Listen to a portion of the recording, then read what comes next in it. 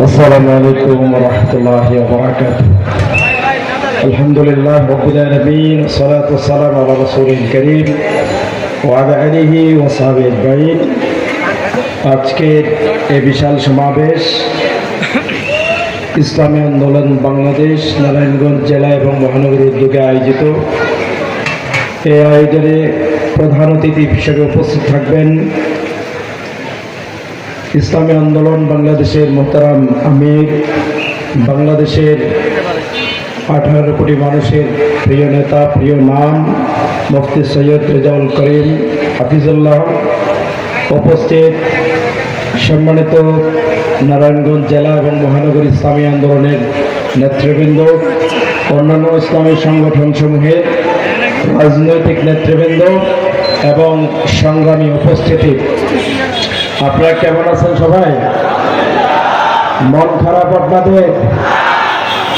আমরা কার জন্য কাজ করি? আমরা দেশের ভালোর জন্য কাজ করি এবং আল্লাহর সন্তুষ্টির জন্য কাজ করি। আলহামদুলিল্লাহ, যারা এই পথের মধ্যে আছেন, শত দুঃখ বেদনা যন্ত্রণা সবকিছু মারিয়ে আমরা আমাদের লক্ষ্যের দিকে পৌঁছে যাবো ইনশাআল্লাহ। আমাদেরকে রাঙানো দেখিয়ে, আমাদেরকে ভয় দেখিয়ে, মামলা জুলুম নির্যাতন চালিয়ে যেভাবে অতীতে কেউ রুখতে পারবে, আগামীতে আমাদেরকে কেউ রুখতে পারবে না। যারা জুলাই আন্দোলনের মাস্টার মাইন্ড দাবি করে, আমি বলি ভাই, যিনি মাস্টার মাইন্ড তিনি কখনো দাবি করেন না আমি মাস্টার মাইন্ড। যিনি মাস্টার মাইন্ড তিনি চুপ থাকেন। সারা বাংলাদেশের মানুষ বেছে নেন কে মাস্টার মাইন্ড। সুতরাং এখন নতুন করে যারা মাস্টার মাইন্ড দাবি করছেন তাদের আমরা বলতে চাই, সেই জুলাইতে আপনারা কোথায় ছিলেন? সেই জুলাইতে শত শত ছাত্র জনতাকে প্রথম দিকে তারা গুলি করছিল, তখন আপনারা কোথায় ছিলেন? সুতরাং মাস্টার মাইন্ড দাবি করলে হবে না, বরং বাংলাদেশের মানুষ খুঁজে নেবে প্রকৃত মাস্টার মাইন্ডকে।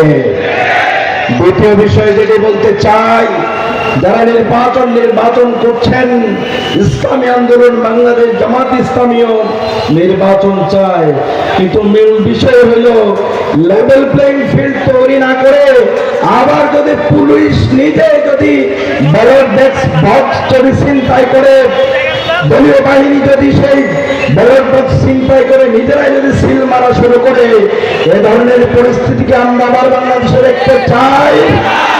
সুতরাং সেটা পরিষ্কার কথা, লেভেল প্লেইং ফিল্ড তৈরি হবে, তারপরে নির্বাচন হবে।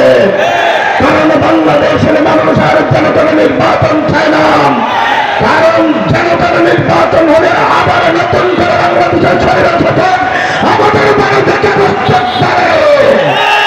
এজন্য মানুষ যার ভোটাধিকার প্রয়োগ করবে এবং মানুষের নেতা নির্বাচিত করবে। বাংলাদেশ জামাত ইসলামী বলতে চাই, ইসলামী আন্দোলন সহ সকল ইসলামী রাজনৈতিক নেতৃবৃন্দ, রাজনৈতিক নেতৃবৃন্দ ঐক্যবদ্ধ হয়েছে।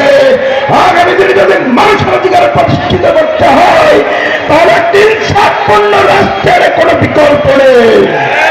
সংগ্রামী ভাই আমার, ঐতিহাসিক সর্বাধিক ইসলামী আন্দোলনে বাংলাদেশ যে ঐতিহাসিক সমাবেশ করেছিল, সেই সমাবেশের মধ্য দিয়ে বাংলাদেশের মানুষের কলিজার মধ্যে এই চিন্তা চেতনা তৈরি হয়েছে। আগামী দিনে রাষ্ট্র বিষয়টি হচ্ছে ইসলামী রাষ্ট্র। আগামীকালকে বাংলাদেশ জামাত ইসলামের উদ্যোগে এক ঐতিহাসিক জাতীয় সমাবেশ সারাদিনে অনুষ্ঠিত হবে। সেখানে সকল রাজনৈতিক দল, ইসলাম প্রেমিক, ইসলামের পক্ষের দলগুলো থাকবে। আগামীকালকে সেই সমাবেশের মধ্য দিয়ে এক রাজনৈতিক ইসলামী ঐক্যের অভ্যুত্থান হবে ইনশাআল্লাহ। এর মধ্য দিয়ে বাংলাদেশে যারা নতুন করে প্রতিদান বাস্তবায়ন করতে চায় তাদের মূল পতন হবে ইনশাআল্লাহ। সবাইকে মোবারকবাদ। আল্লাহ হাফেজ।